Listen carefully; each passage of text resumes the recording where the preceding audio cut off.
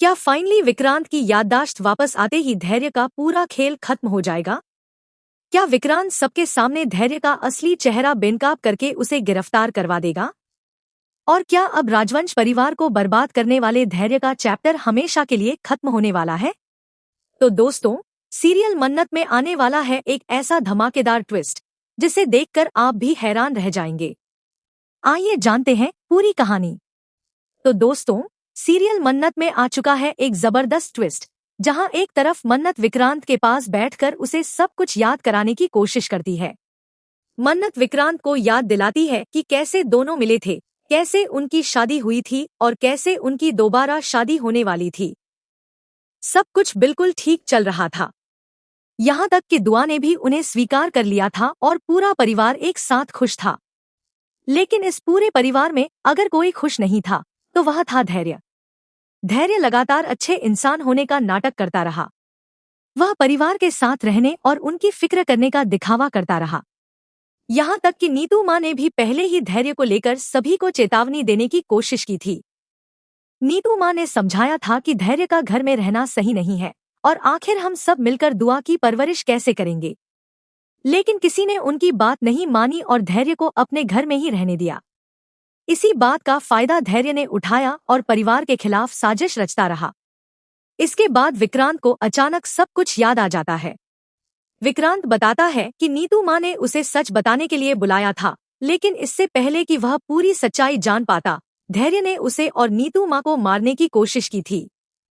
धैर्य ने नीतू माँ की हत्या कर दी और विक्रांत को पानी की टंकी में फेंक दिया था। अब विक्रांत को अपनी जिंदगी से जुड़ी हर एक बात याद आ चुकी है। मन्नत उससे पूछती है कि क्या उसे सब कुछ याद आ गया है और कहती है कि अब वह अभिमन्यु की तरह नहीं, बल्कि अपने पुराने विक्रांत की तरह बात कर रहा है। तभी अभिमन्यु कहता है कि हाँ, मैं विक्रांत ही हूँ। दोस्तों, अब फाइनली विक्रांत की पूरी याददाश्त वापस आ चुकी है। वहीं दूसरी तरफ रोनी फोन करके धैर्य को बताता है कि विक्रांत को होश आ गया है। धैर्य पहले से ही राजवंश परिवार के खिलाफ साजिश रच रहा होता है, लेकिन यह खबर सुनकर उसके पैरों तले जमीन खिसक जाती है। रोनी बताता है कि विक्रांत पर किसी ने जानलेवा हमला किया था और उसे पानी की टंकी में डाल दिया गया था। यह सुनकर धैर्य सोचने लगता है कि आखिर विक्रांत मर क्यों नहीं रहा है।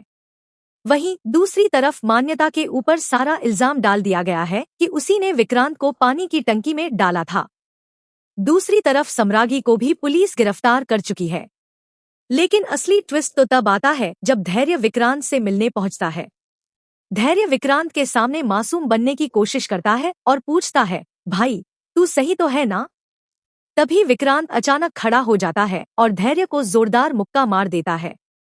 विक्रांत गुस्से में कहता है कि तूने मेरे पूरे परिवार को बर्बाद कर दिया है, अब तेरी खैर नहीं है। इस तरह विक्रांत सबके सामने धैर्य का असली चेहरा एक्सपोज कर देता है। धैर्य की सारी चालें धरी की धरी रह जाती हैं और अब उसके सारे राज परिवार के सामने खुल जाते हैं। तो दोस्तों, फाइनली ऐसा लग रहा है कि धैर्य का चैप्टर अब खत्म होने वाला है। लेकिन सवाल यह है कि क्या सिर्फ धैर्य का खेल खत्म होगा या फिर राजवंश और सम्रागी की कहानी का भी अंत होने वाला है? आपको क्या लगता है? क्या विक्रांत धैर्य को उसके किए की सजा दिला पाएगा? अपनी राय हमें कमेंट करके जरूर बताएं। ऐसी ही सीरियल मन्नत की लेटेस्ट अपडेट और आने वाले ट्विस्ट जानने के लिए हमारे चैनल को सब्सक्राइब करना बिल्कुल न भूलें। हाँ तो दोस्तों, कैसी लगी आज की हमारी ये वीडियो? अगर अच्छी लगी हो तो चैनल को लाइक करें, सब्सक्राइब करें, शेयर करें और बेल आइकन का बटन ज़रूर दबाएं ताकि हर नई आने वाली अपडेट्स आप तक जल्द से जल्द पहुंच सके। Thank you.